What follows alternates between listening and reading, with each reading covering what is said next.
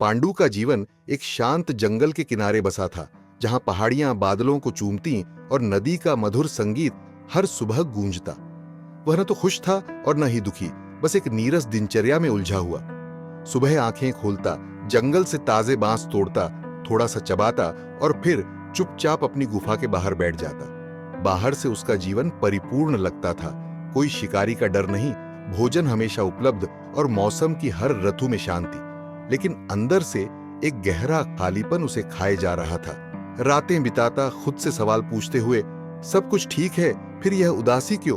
क्या जीवन यही है, एक अंतहीन चक्र? समय बीतता गया और पांडु ने नई चीजें आजमाने की कोशिशें छोड़ दी।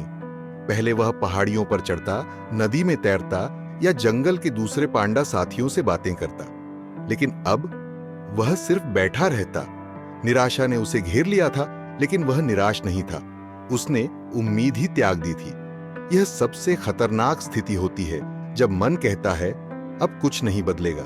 उसने मान लिया कि अब उसकी ताकत लुप्त हो चुकी है। जंगल के अन्य जानवर आते जाते कहानियां सुनाते, लेकिन पांडु सिर्फ सिर हिला देता। उसकी आंखों में चमक फीकी पड़ चुकी थी। वह सोचता, कभी तो मैं दौड़ता था, खेलता था, अब क्यों नहीं? शायद यही मेरा भाग्य है। एक धुंध भरी सुबह, जब कोहरा जंगल को ढक रहा था, पांडु अपनी गुफा से बाहर निकला। नदी किनारे उसने एक छोटे पांडा बच्चे को देखा।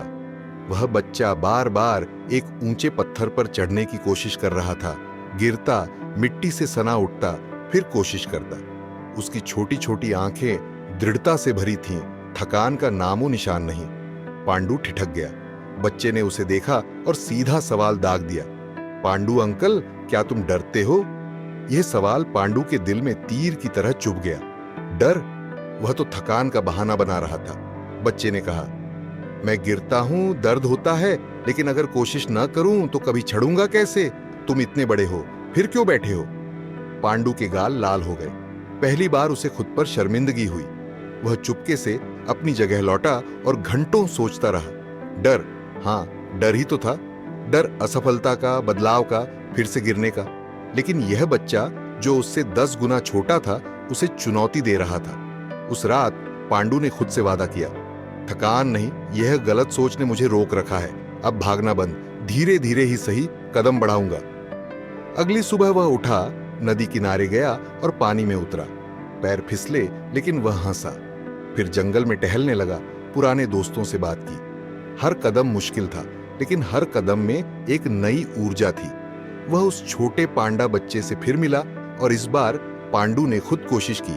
वह पत्थर पर चढ़ा, गिरा, लेकिन फिर उठ खड़ा हुआ।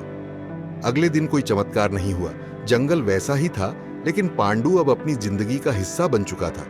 उसने सीखा कि निराशा तब आती है जब हम कोशिश छोड़ देते हैं। अब वह हर दिन जीत की उम्मीद नहीं करता, लेकिन हार न मानने की जिद जरूर रखता है। जंगल के जानवर अब उसे नया नाम देते, चिंगारी पांडा, क्योंकि उसकी आंखों में फिर वही पुरानी चमक लौट आई थी।